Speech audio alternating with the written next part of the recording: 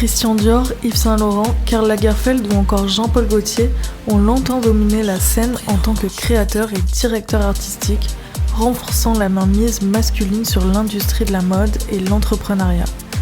Pourtant, des pionnières comme Coco Chanel ou Elsa Schiaparelli ont su se faire une place, ouvrant la voie aux femmes. À seulement 29 ans, Justine Serre est chef d'entreprise de la maison Marine Serre. Avec sa sœur Marine, elles ont non seulement osé rêver, mais elles ont aussi su s'imposer dans un univers aussi impitoyable que la mode. Justine nous raconte. Justine, bienvenue sur Jeune et Brillant. Merci beaucoup de participer à ce nouvel épisode où on va parler un petit peu de ta carrière, d'entrepreneuriat. Est-ce que tu peux te présenter ? Bonjour Marion, merci d'abord de m'inviter à ton podcast. Du coup, je me présente, donc je suis Justine Serre, j'ai 29 ans, bientôt 30 ans. Et aujourd'hui, d'un point de vue en tous les cas entrepreneurial, voilà le sujet, je dirige une entreprise aux côtés de ma sœur, une entreprise de mode où on fait de la fabrication de vêtements de prêt-à-porter haut de gamme pour les femmes, pour les hommes, pour tous les genres d'ailleurs, et également des accessoires. Ok, trop bien. Du coup, on parlera après un petit peu de ton parcours d'études, mais là, direct, j'ai une question qui me vient. T'as dit haut de gamme, vous considérez comme haut de gamme ou luxe ? Alors, j'ai peut-être pas les bons mots, les mots les plus appropriés, mais je pense que haut de gamme et luxe, pour moi, c'est un petit peu la même chose. C'est juste que luxe, en tous les cas, je dirais dans la tête majoritairement des gens, on pense tout de suite à Louis Vuitton, Chanel, Hermès, et du coup c'est pour ça que je dis haut de gamme, parce qu'en fait c'est une manière aussi de s'approprier une mode un peu plus large. Mais pour moi le haut de gamme ça signifie du luxe. Ok. Du coup, est-ce que tu peux nous raconter un peu ton parcours scolaire en partant peut-être des études que tu as fait ? Ouais, du coup, juste après le bac, je suis partie étudier à Toulouse. J'ai commencé par me lancer dans une école d'économie parce que c'était les choses qui m'inspiraient le plus en tous les cas quand j'étais au lycée. Donc j'ai commencé par faire un peu d'économie à la TSE, qui est un endroit assez connu sur Toulouse. Et puis en fait à la suite, peut-être juste après le premier semestre, je me suis rendu compte que c'était extrêmement théorique, c'était pas vraiment concret. On parlait de macroéconomie, microéconomie, mais même dans les TD C'était une licence ? Ouais, c'était une licence, exactement. Et on n'arrivait pas finalement à avoir la concrétisation de tout ce qu'on apprenait en cours. Et du coup, c'est vrai que ça m'intéressait pas plus que ça. Même les maths, c'était des mathématiques appliquées, donc il y avait pas de choses concrètes. Et moi, je suis quelqu'un qui a un cerveau hyper concret, donc du coup, ça me représentait pas du tout. Et donc, j'ai décidé de faire un petit coup de poker et de partir plutôt en BTS. Donc, j'ai fait un BTS comptabilité et gestion des organisations. À l'époque, ça s'appelait dans le lycée Ozen à Toulouse. Et en fait, je me suis lancée là-dedans. J'avais beaucoup d'a priori sur les BTS, comme je pense beaucoup de gens ont encore. Et en fait, ça a été une révélation déjà de 1 parce que on était dans des classes où on était des effectifs très peu. Je crois qu'on était 25 ou 30. Et on avait des profs qui étaient aussi des gens extrêmement professionnalisés, parce que souvent ils avaient également un autre métier, ils étaient experts comptables, ou ils étaient chefs d'entreprise, et donc ils avaient aussi l'aspect concret. Et du coup, pendant ces 2 ans d'études, j'ai été baignée dans des études extrêmement concrètes que je regrette pas du tout aujourd'hui, bien au contraire.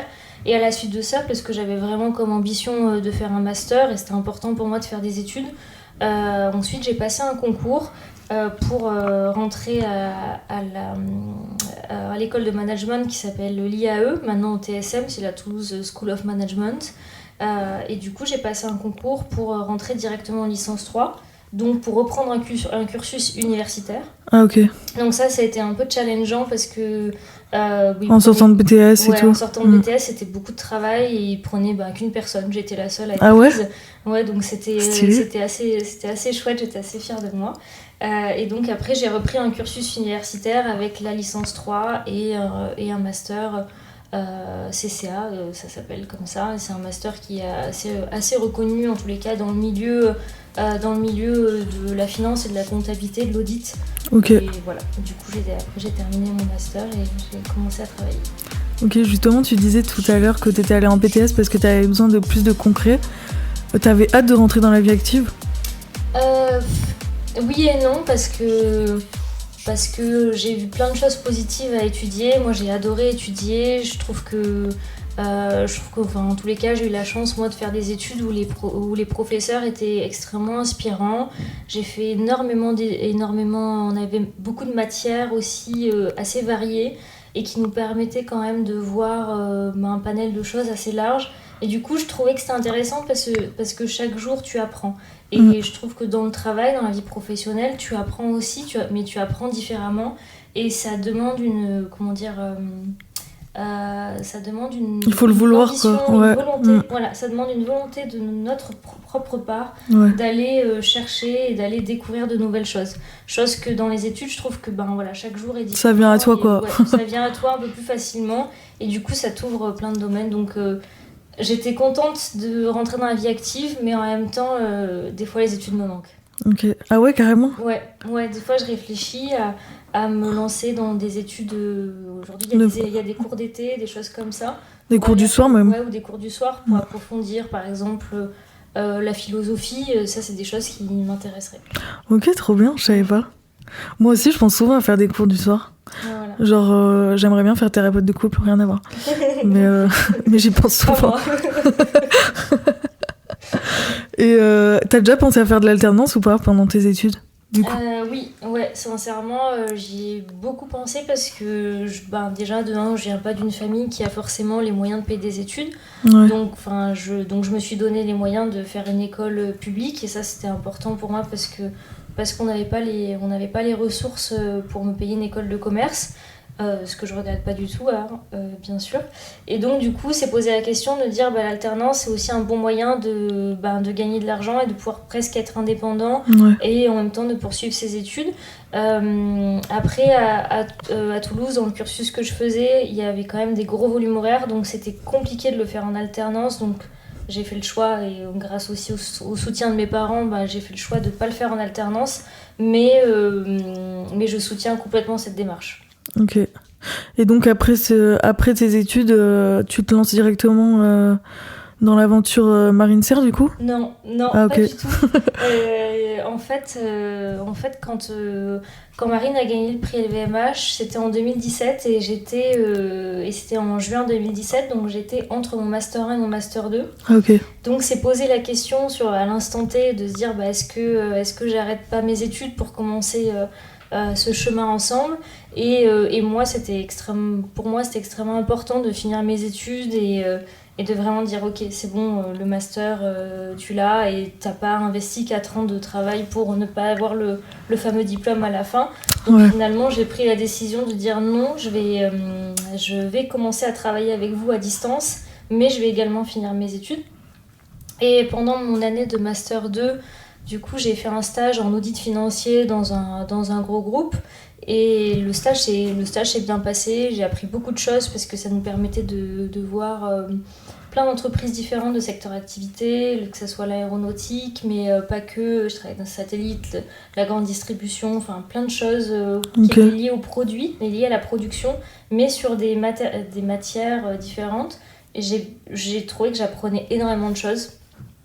Et donc à la fin de ce stage, ils m'ont proposé un job et donc c'était la réflexion de se dire est-ce que je vais dans ce premier job qui est un job en audit financier ou est-ce que je déménage à Paris et je commence l'aventure avec ma sœur de manière officielle. Et au final je me suis dit non parce que j'ai envie, parce que je savais que j'avais mon rôle à jouer là-dedans et de manière significative et du coup j'avais envie vraiment d'être à la hauteur de ce que j'avais envie de transmettre et donc d'avoir des compétences.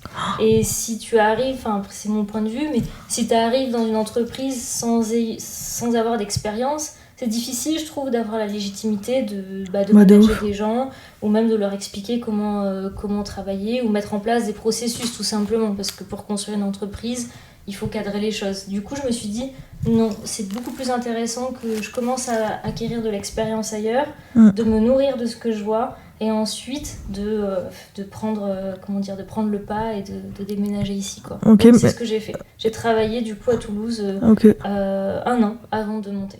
T'as accepté le job de ton stage? Oui. Ok. Ouais. Et ok. Et t'as toujours eu en tête, toi, de travailler avec ta sœur? Oui, en vrai, c'est un sujet qu'on avait déjà évoqué quand on était plus jeune. Ça faisait partie de nos rêves, un peu Ouais. de notre imaginaire de jeunes sœurs qui s'imaginent à 30 ans, à 40 ans, et on s'était dit, oh, bah, ça serait incroyable qu'on puisse monter une entreprise ensemble. Et voilà, et moi j'ai toujours aimé plutôt. J'ai toujours été très à l'aise avec les chiffres, j'ai toujours aimé l'argent et travailler, faire en sorte d'en gagner et de le redistribuer correctement. Donc du coup tout s'est un peu goupillé de cette manière, et en réalité ça a beaucoup influencé dans mes études. Parce que vu que c'était un rêve qu'on avait goal. plus jeune, ouais, et on s'était dit bah on aimerait être comme ça à 40 ans. Ouais. Et Ça t'a motivé de ouf. Ça m'a motivée et je me suis dit ok, c'est aussi pour ça que j'ai envie de faire des études concrètes. J'ai envie de travailler en entreprise parce que moi les machines ça me fascine, les outils de production et ce genre de choses. Donc je savais que je voulais travailler en entreprise, j'en étais certaine. Et donc c'est comme ça que est arrivé, on va dire, le chemin jusqu'ici. Ok. Vraiment une meuf de la finance, toi, finalement.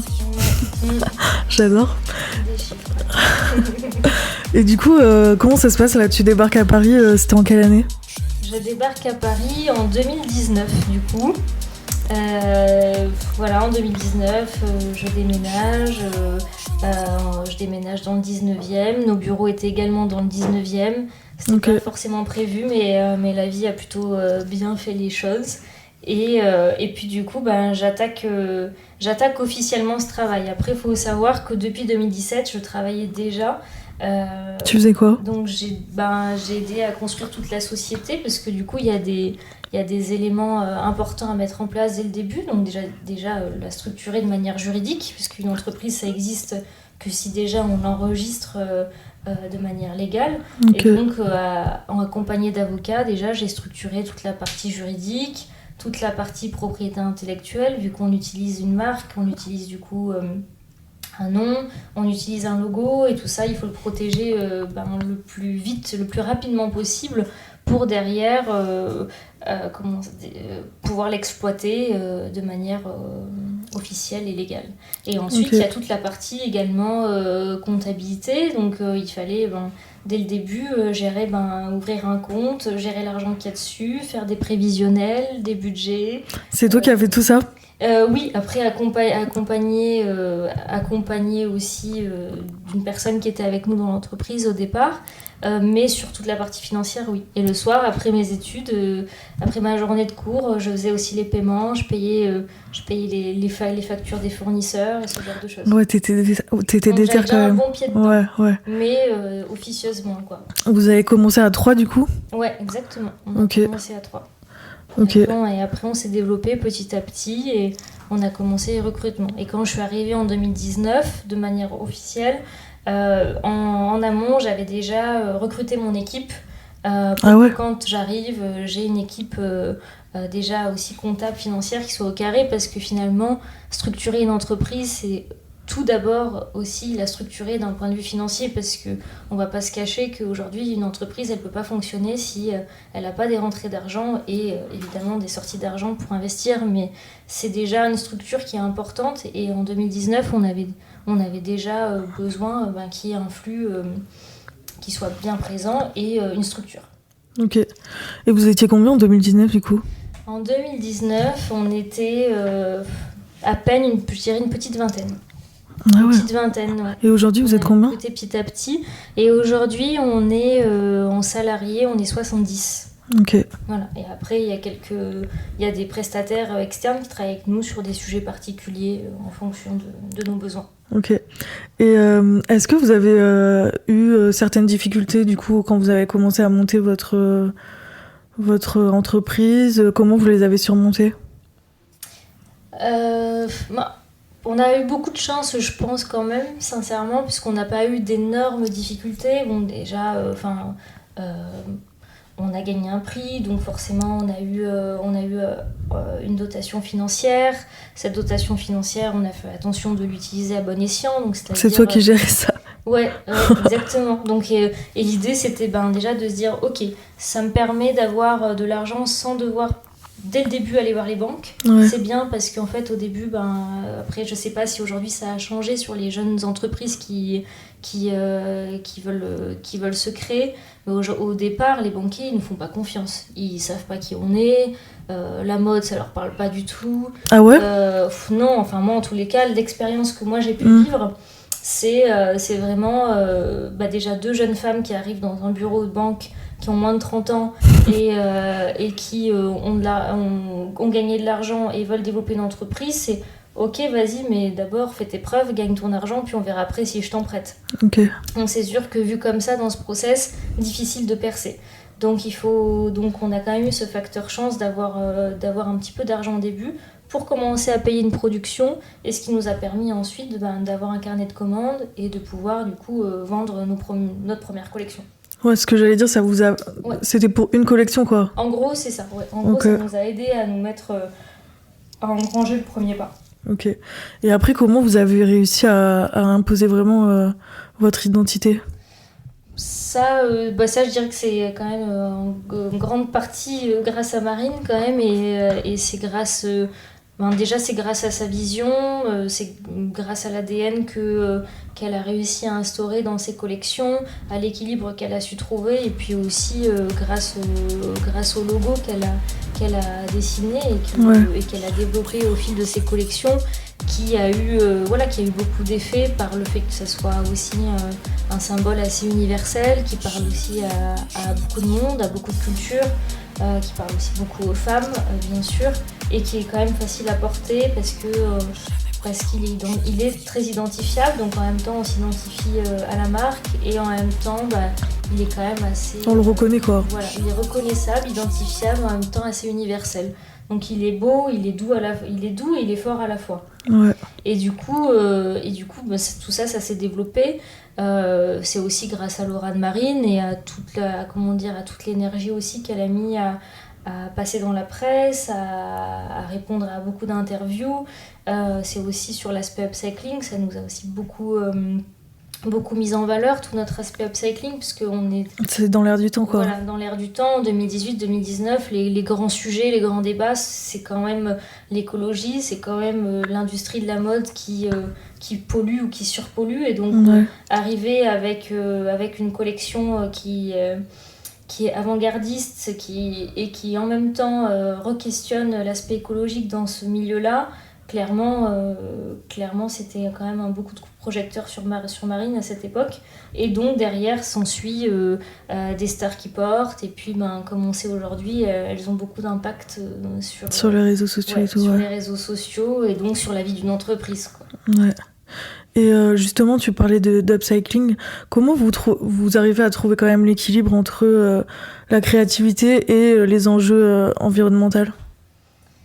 Ouais, alors c'est dur, non ? Ouais, c'est difficile. Clairement, c'est difficile. Déjà, c'est difficile à structurer l'upcycling parce qu'on est parti de zéro. Ouais. Pas beaucoup d'entreprises, ou alors vous étiez un peu les pionnières, quoi. Ouais, il y en a beaucoup qui font de l'upcycling et ça serait mentir que dire que non. Mais par contre, à notre échelle industrielle et à notre niveau entre guillemets de gamme, il y en a pas beaucoup.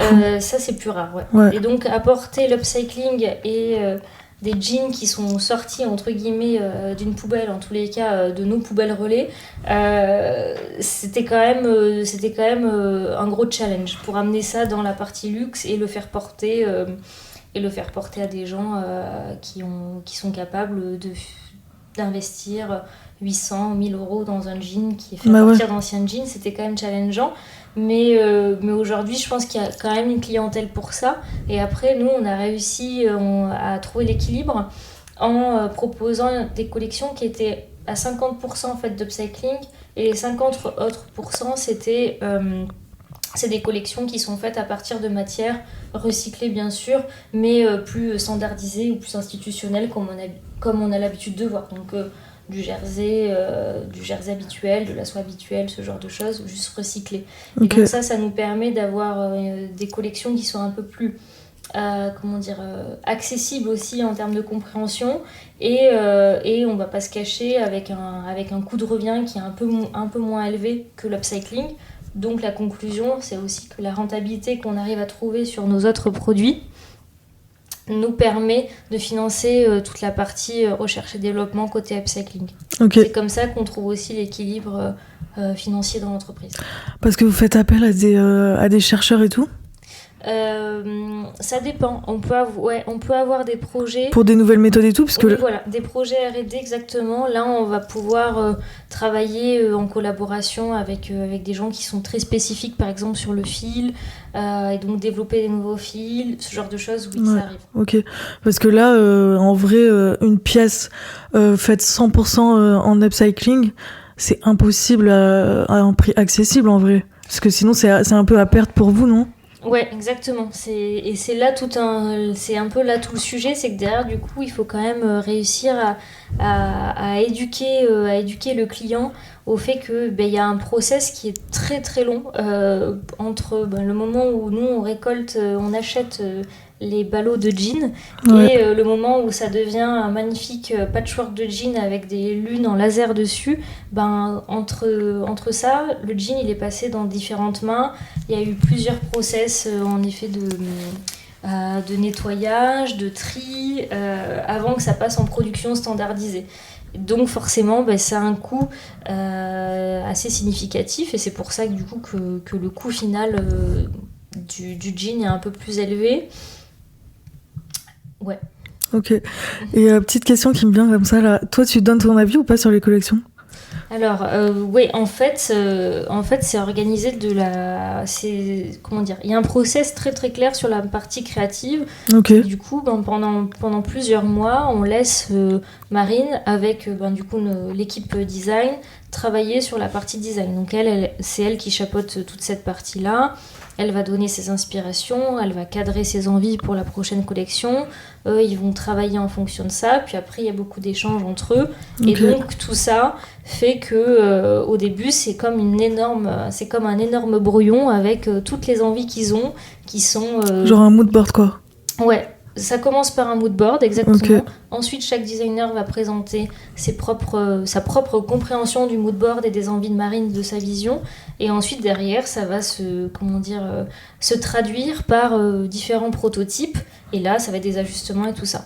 Ok. Moi, j'interviens beaucoup plus tard dans le process. C'est plutôt sur la partie merchandising, où en gros, on va cadrer déjà le nombre de styles qu'on veut développer par saison.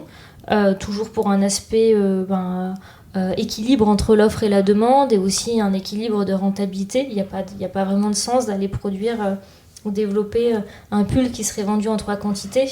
Ouais. Finalement, personne n'en a envie, enfin, en tous les cas, pas dans ce concept-là. Et donc, on essaye de cadrer les choses. Donc là, du coup, j'interviens plutôt sur la partie encadrement de la collection au niveau du volume.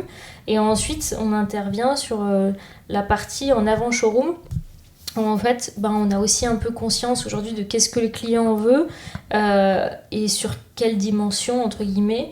Et donc là, on intervient pour justement annuler des pièces et aussi donner notre avis. Des fois en fitting, on appelle ça des editing. C'est les derniers moments avant que ça passe au showroom et qu'on le mette en vente. On va essayer aussi des pièces, on va se rendre compte sur nous si ça fonctionne ou pas. Et donc là c'est le moment que je peux... Genre toi, t'essayes des pièces et tout ? Ouais, moi j'essaye des pièces... quand elles sont en ma taille, j'essaye des pièces avant qu'elles soient en effet mises au showroom et je dis si j'aime ou si j'aime pas. Et puis des fois, en fait, de le voir sur quelqu'un qui peut être, je peux être, une ambassadrice de la marque, tout comme toi tu l'es. On se rend compte qu'en fait, ça match ou ça match pas. Ouais, ok. Donc ouais, il y a une petite séance d'essayage Trop bien. sympathique de nouveaux vêtements. Et tout à l'heure, tu disais que par rapport à ce que les gens veulent, justement, est-ce que des fois, vous avez pas envie de faire juste ce que vous avez envie de faire ? Comment je peux formuler ça ? Il n'y a pas une trop forte attente, justement, de ce que veulent les gens ? Est-ce qu'il n'y a pas une différence, justement, entre ce que veulent les gens et vous, ce que vous avez envie de produire ? Ouais, oui, oui, non, c'est très juste ce que tu dis parce que c'est souvent une discussion qu'on a en interne et en fait c'est tout là, on va dire, la complexité, c'est de trouver l'équilibre entre, on va dire, le besoin commercial qu'on peut avoir et donc c'est plutôt les équipes commerciales et merchandising qui vont pousser à nous mettre, on va dire, des prérequis obligatoires dans la collection. Et vous avez la flemme parfois, ça se trouve. Et puis Marine, elle a aussi en effet sa vision, elle a aussi les choses dans lesquelles elle croit profondément et elle a raison.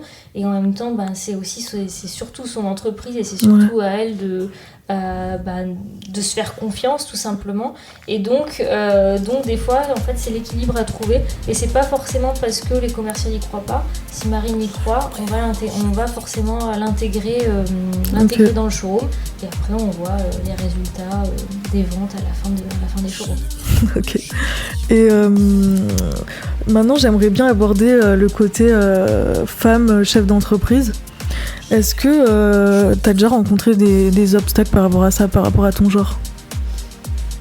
Alors, des obstacles, non, parce que... Des difficultés des obstacles, non, parce que je pense qu'on a quand même si il y a un énorme travail encore à faire, j'arrivais quand même déjà dans une période où il y avait quand même des femmes qui sont déjà des grandes dirigeantes d'entreprise. Il y a certaines lois qui ont été mises en place pour avoir un peu plus d'équité sur les postes de dirigeants, ce genre de choses. Donc j'arrivais... Il y a du mieux, tu trouves ? Je pense que je suis trop jeune pour estimer s'il y a du mieux ou pas parce que j'ai pas assez d'expérience professionnelle. Après, de ma petite expérience professionnelle, je trouve pas qu'il y ait beaucoup de changements en tous les cas entre mon jour 1 et aujourd'hui. Ça, je suis assez claire pour dire que je trouve pas d'évolution, clairement.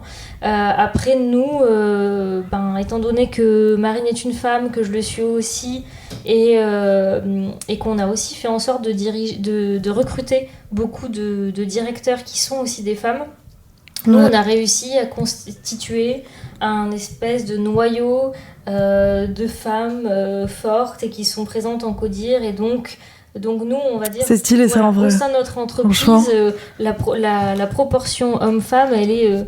totalement déséquilibrée dans l'autre sens. C'est-à-dire qu'il y a 80% de femmes et 20% d'hommes. Et sur les postes de direction, c'est beaucoup plus de femmes que d'hommes. Donc en interne, en tous les cas, on n'a pas ce sujet-là. Après, en externe, moi, j'ai pu le voir surtout sur les aspects financiers, sur mes interlocuteurs externes financiers, où là, je fais face à beaucoup d'hommes. Et donc, il y a eu des moments où c'était des fois difficile d'échanger. Par exemple, d'être pris au sérieux. Si je prends un exemple concret, je me suis retrouvée en face d'un banquier qui avait 55 ans, j'en avais 27. Moi, j'allais le voir pour aller chercher du financement, d'aller chercher de l'argent. Clairement, il m'a à peine écoutée. Sérieux ? Ouais. Et je sais très bien que s'il a eu cette attitude-là, c'est juste parce que j'étais une fille, clairement. Et jeune. Ouais. Et du coup c'était dur, mais en fait, finalement, ça m'est arrivé qu'une fois. C'est pour ça que ça m'a marqué. Et je me suis dit, très bien. Il veut pas m'écouter, il n'y a pas de souci. Moi, je vais pas aller chercher de l'argent chez lui. C'est pas grave. On sait très bien que les banques, elles se financent grâce au fait que les entreprises vont chercher de la dette chez eux. Pas de souci, j'irai chercher de l'argent ailleurs. Et c'est ce que j'ai fait. Et du coup, tant pis pour lui. Ciao. Voilà. Et avec tes équipes, ça se passe bien ou pas ? T'as quel lien avec les gens de l'entreprise ? Avec mes équipes, oui, ça se passe bien et ça a beaucoup évolué entre 2019 et aujourd'hui parce que l'entreprise a extrêmement grandi, elle s'est structurée. Quand je suis arrivée en 2019, on était beaucoup moins, donc on était très proches. On allait également, on pouvait aller boire des coups le soir ensemble. On avait vraiment un lien un peu plus familial et donc aussi plus émotionnel. Aujourd'hui, on est structuré. On a des directeurs dans chaque département. Moi, du coup, mon rôle, c'est de diriger les directeurs et donc de diriger les managers. Donc, forcément, j'ai beaucoup moins de liens avec les personnes, tous les salariés, on va dire, qui sont en dessous de ces directeurs.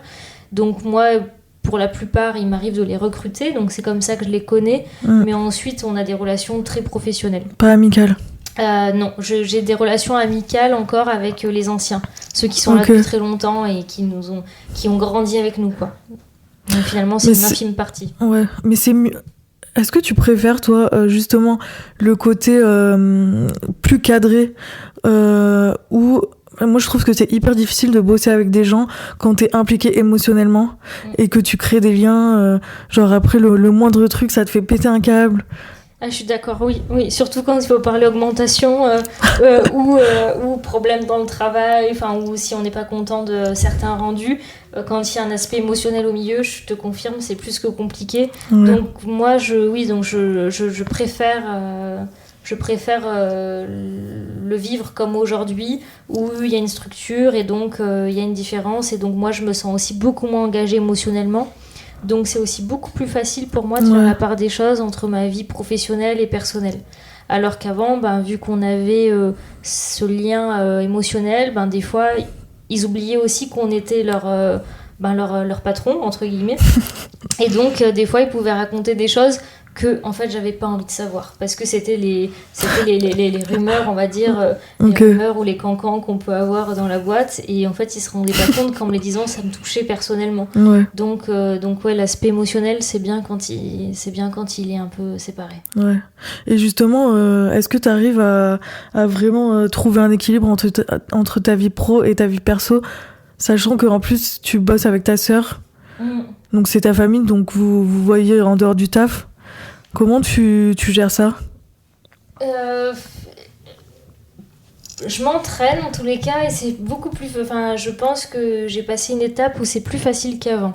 Je dirais, c'est un peu pareil qu'avec les équipes. Aujourd'hui, on arrive plus à faire la part des choses. Alors, si je dois parler de la relation avec ma sœur, ça s'est toujours extrêmement bien passé. Et on a la chance qu'on se fait énormément confiance, on se parle beaucoup, on se voit en dehors du travail. Donc, on arrive quand même à avoir une relation de sœur. On part en vacances ensemble, tout ce genre de choses. Et vous arrivez à ne pas parler du taf quand vous êtes en vacances ? En fait. Okay. Ouais. Au début, on n'y arrivait pas. Et maintenant, parce que on a vu aussi que c'était quelque chose d'assez souffrant pour elle comme pour moi, parce que finalement, on a mis plus de temps. Vous décrochez jamais, quoi. Et de temps de sœur, parce qu'il y a un temps pour se raconter nos vies perso aussi. Ouais. Et du coup, on se l'est imposé à nous-mêmes, vu que c'était souffrant. Et donc maintenant, on arrive à faire la part des choses. Et aussi, on arrive à se dire les choses, à se dire là, non, j'ai pas envie de parler de travail, on parle pas de travail. Communication, quoi, c'est un peu la clé. Ouais, c'est un peu la clé, comme dans toutes les relations, quoi. Ouais. Et après, moi, de manière personnelle, j'ai un peu plus pris le recul aujourd'hui et je fais attention à avoir du temps pour ma vie personnelle et pour faire du sport, pour lire, pour réfléchir, pour faire d'autres choses. Et être chef d'entreprise, pour moi, c'est synonyme de anxiété. Est-ce que tu arrives à décompresser un peu ou est-ce que t'es pas du tout stressée ? Ah si, moi je suis quelqu'un d'anxieuse. Je connais déjà la réponse. Oui, tu sais déjà. Non, moi je suis quelqu'un d'anxieuse de base, donc pas facile de décompresser, surtout quand on a ce genre de poste, parce que je m'occupe aussi beaucoup de l'aspect financier de la boîte, donc forcément il y a beaucoup de problématiques. Payer ses salariés, payer ses la charge mentale. Voilà, donc c'est une charge mentale qui est assez intense, surtout quand on est dans des moments particuliers d'entreprise où y a des moments qui sont plus cool que d'autres, quoi. Ouais. Donc pas facile. J'ai pas trouvé le secret. T'as pas des petits tips ? Non, franchement, j'ai pas de tips mis à part pour moi. Mes tips à moi, c'est réussir à prendre du temps pour soi, donc à faire du sport, avoir du temps loin des écrans et tout ça, mais c'est encore très personnel. C'est du temps à lire, c'est du temps à aller dans la nature, à rentrer en Corrèze. Tu médites ou pas, toi ? Non, je médite pas. Non. Je vais m'y mettre moi bientôt. D'accord, moi je sais pas. Non, mais je vais après, je crois. Ouais, moi je vais apprendre à méditer parce que j'ai l'impression que ça fait vraiment du bien. Se reconnecter avec soi-même et tout. Ouais, carrément, oui. Ouais, mais t'as fait du yoga, toi, non ? Oui, j'ai fait un peu de yoga et j'aime bien aussi. Mais là, actuellement, en tous les cas, je fais plus du sport qui me renforce, parce que c'est aussi une manière de me sentir plus ancrée. Et donc, c'est aussi une manière pour moi d'avoir plus confiance en moi. Ouais, de ouf. Et ça, de te sentir forte, quoi. Voilà. Et ça, du coup, j'ai l'impression que ça m'aide, parce que si tu te sens forte dans ton corps, tu te sens aussi fort dans ton esprit, quoi. Ouais, non mais c'est vrai. Mental. Moi j'ai découvert ça il y a pas longtemps au final. Mais moi voilà, c'est mon moment là. Ok. En ce moment. Et tu fais du pilates aussi, non? Oui, ouais, pilates réformeur sur machine, ça rigole pas. Ok. Ça me fait du bien. Dernière question pour toi, Justine. Est-ce que tu dirais que ton travail te fait grandir? Oui, et j'ai envie de dire heureusement, parce que si un jour on est en train de se poser la question est-ce que notre travail nous fait grandir et que la réponse elle est plutôt non, alors mon conseil serait de réfléchir à changer de travail, parce que vu le nombre d'heures et d'années qu'on passe au travail, je pense qu'il est primordial que notre travail nous fasse grandir. Et moi, il me fait grandir parce que... Comment expliquer ça? Parce que tous les jours, j'ai l'impression que j'apprends des nouvelles choses. Je me plante tous les jours, ou peut-être pas, mais souvent. Je me plante souvent et c'est ce qui me permet de grandir, et c'est ce qui me permet aussi d'avoir l'ambition d'aller chercher des projets, d'aller chercher encore plus loin. Donc l'ambition de faire grandir cette boîte et l'ambition de faire grandir les gens qui sont autour de moi. Et puis les gens autour de moi me font également grandir parce que je me nourris aussi beaucoup des différents interlocuteurs, qui soient internes bien sûr, mais aussi externes. Tous les jours, je crois que j'apprends des nouvelles choses quand même. C'est trop bien ça, c'est stimulant. Et oui, et clairement, si je devais me comparer aujourd'hui où il y a 6 ans, j'ai à la Justine de 2019. Ouais, j'ai énormément grandi, oui, c'est sûr. Et j'ai aussi du coup pris beaucoup d'assurance, parce que mon rôle m'a permis aussi d'avoir confiance en moi, de prendre confiance en moi. Et donc aujourd'hui, je suis une autre personne. Ok. Et tu te vois où là dans 10 ans, 10-15 ans, là tu te vois où? Oula. Non, c'est trop engagé comme question. Ouais, un peu. Ok. C'est loin. C'est loin, 10-15 ans, mais je sais pas, j'espère sincèrement que l'entreprise qu'on a créée déjà, évidemment, existera encore et sera encore plus grande et aura encore plus d'impact. Ce que j'espère, c'est que demain, l'entreprise qu'on a fondée et dans laquelle on travaille tous les jours, permette demain d'avoir une parole, ou je sais pas comment exprimer ça, mais en tous les cas qu'elle engage encore plus de gens dans tous les cas dans des idées, des choses comme ça. Et après j'espère que la Justine, que dans 10-15 ans elle aura fondé une famille. Ok, trop bien. Et qu'elle aura une maison à la campagne. Le rêve. Ouais, ça me suffit. C'est déjà bien. En tout cas, merci beaucoup Justine d'avoir participé à ce podcast, ça m'a fait trop plaisir, c'était trop bien. Merci à toi, merci pour l'invitation. Merci d'avoir écouté Jeune et Brillant.